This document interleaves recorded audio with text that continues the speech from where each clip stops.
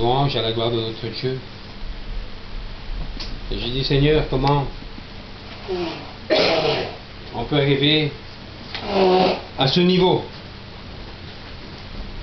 J'aime les dessins de notre pasteur John.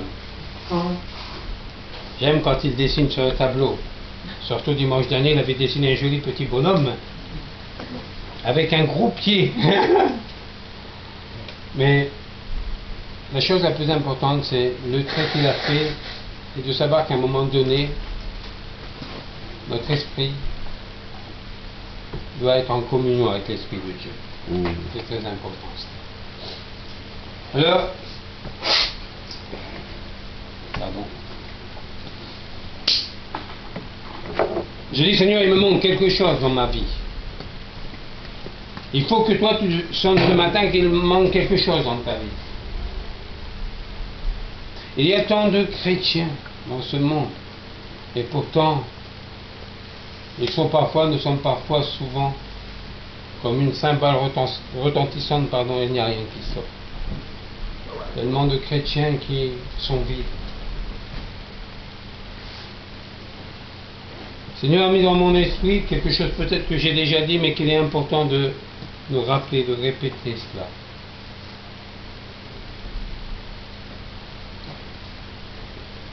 Tant que il y a quelque chose à vos yeux qui vous paraît incorrect, vous allez, vous comme moi, dire toujours la même chose jusqu'à ce moment où ça sera assimilé. Surtout avec nos enfants.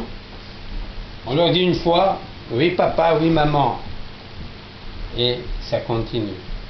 Et jusqu'au moment, oh, on va pas prendre une massue. Mais à force de répéter, ils vont être fatigués dans la même chose. Et jusqu'au moment où ils vont comprendre. Jusqu'au moment où ça va être enregistré. Et le Seigneur veut pareil, chacun d'entre nous. Rentrer au niveau de la louange, c'est très important. C'est là que le Seigneur entend nos requêtes, nos supplications. C'est là que le Seigneur voit nos larmes. Mais comment je dois rentrer dans ce niveau d'adoration? Il me manque quelque chose. Et j'ai trouvé ce qui me manquait. On connaît tous, pour la plupart, j'allais dire, la parole de Dieu. C'est formidable parce que quand on discute avec beaucoup de monde,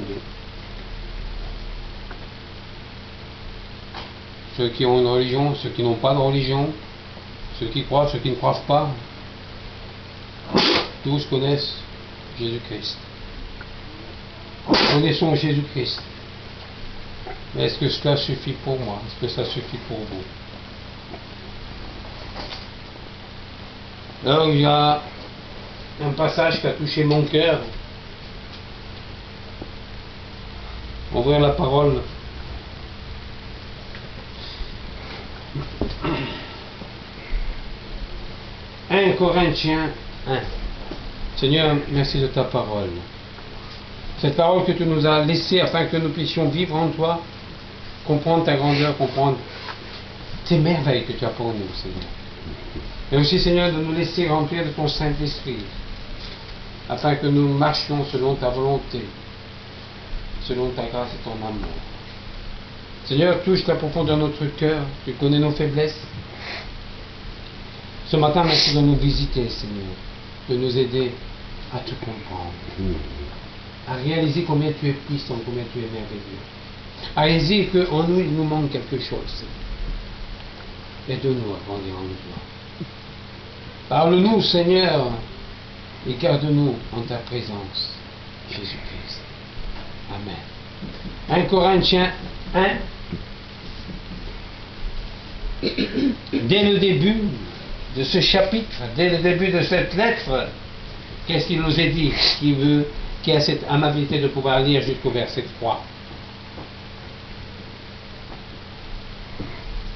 Que chacun se plonge dans cette parole et que chacun lise. Mais quelqu'un pourra la lire à haute voix, la lire doucement.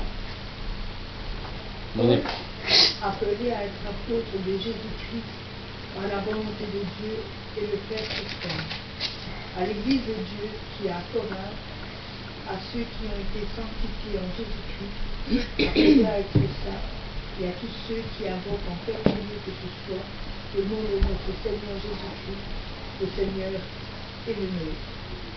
Que la grâce et la paix nous soit donnée de la part de Dieu, notre Père, et du Seigneur Jésus-Christ. Amen.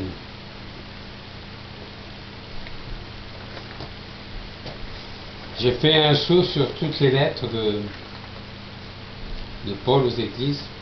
J'allais dire pratiquement toutes les lettres qu'il a écrites aux églises commencent de la même façon. Il a mis un point très important à un mot.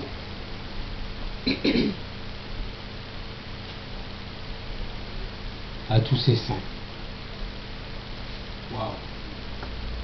Alors, est-ce qu'il faut que j'attende de mourir pour que je passe saint? Ah, vous pouvez m'appeler Saint Franco, je suis pauvre. Non, à tous ces saints.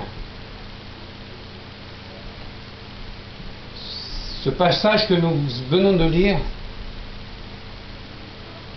il y a un terme qui est important et qui dit à ceux qui ont été sanctifiés en Jésus-Christ. Sanctifiés. À ceux qui ont été sanctifiés en Jésus-Christ. Waouh! Mais qu'est-ce que cela veut dire pour moi? Qu'est-ce que cela veut dire pour nous? À ceux qui ont été sanctifiés. Être saints. Hier, je parlais chez ma soeur Eliane et je disais qu'aujourd'hui, dans la plupart des églises, quand on dit à quelqu'un, quand on dit à l'assemblée, est-ce que vous êtes sauvés? La moitié de l'assemblée, ce n'est pas pratiquement toute l'assemblée, ne répond pas. Dieu dira, si tu crois, tu verras ma gloire. Est-ce que tu es sauvé? Voilà la réponse du chrétien. Je ne sais pas. C'est grave. Oui. À ceux qui ont été sanctifiés en Jésus-Christ. C'est ça qui nous manque.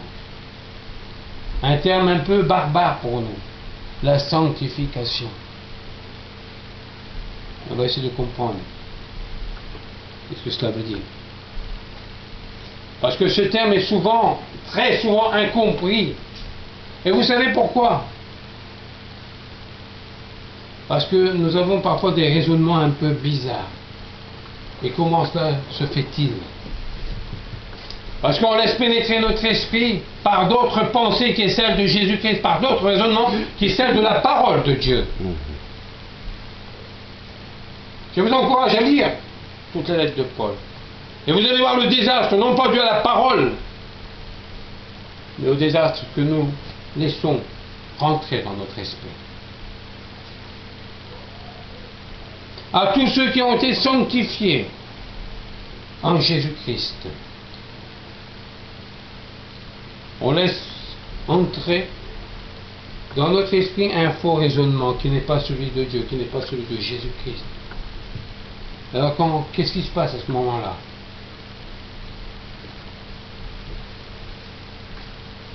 On fait barrière à Dieu lui-même. On fait barrière au Saint-Esprit. Vous savez, il y a des églises où on parle du Saint-Esprit, ils ignorent le Saint-Esprit. Ils ignorent le Saint-Esprit. Est-ce possible?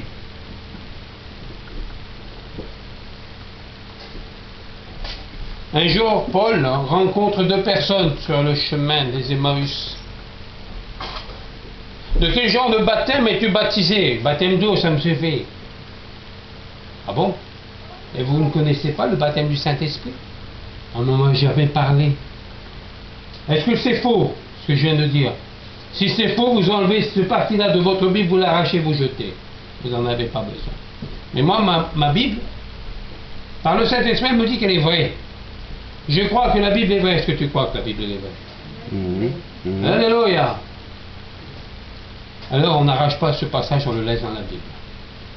Parce que malheur à celui qui enlèvera un seul point, une seule virgule. On enlève souvent des points, on enlève souvent des virgules parce que ça ne nous intéresse pas, parce que c'est notre façon de voir les choses. Alors on laisse pénétrer notre esprit d'autre chose qui est celle de la parole de Dieu. Alors comment voulez-vous que Dieu nous sanctifie? Comment voulez-vous que nous puissions sanctifier Jésus-Christ? Comment voulez-vous qu'on rentre en louange qu'on rentre dans la présence même du Seigneur Jésus-Christ, quand dans notre esprit il y a d'autres raisonnements.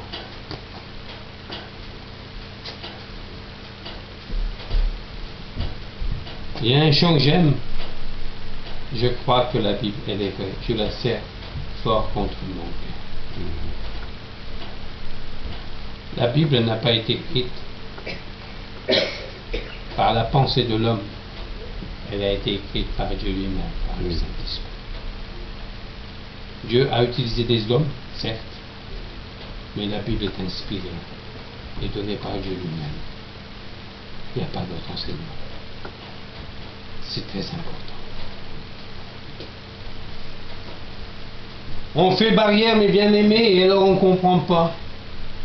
On ne comprend pas pourquoi telle situation, telle chose, tel malheur dans notre vie. On ne le comprend pas. Parce qu'on fait barrière à qui? On fait barrière à Dieu lui-même, on fait barrière au Saint-Esprit. Vous savez, c'est beau de toujours faire un grand sourire, de faire plaisir à Pierre, Paul ou Jacques. Mais quand nous devons dire la vérité, nous devons la dire. Vous êtes, qu'est-ce que le Seigneur nous dit? Une sentinelle. Si la sentinelle est morte, tout le peuple est mort. Vous êtes, vous, une sentinelle pour ceux qui vous entourent. Mais si tu es mort, si le sel perd sa saveur, ça sert à quoi le plat? On jette le plat. Quel gaspillage.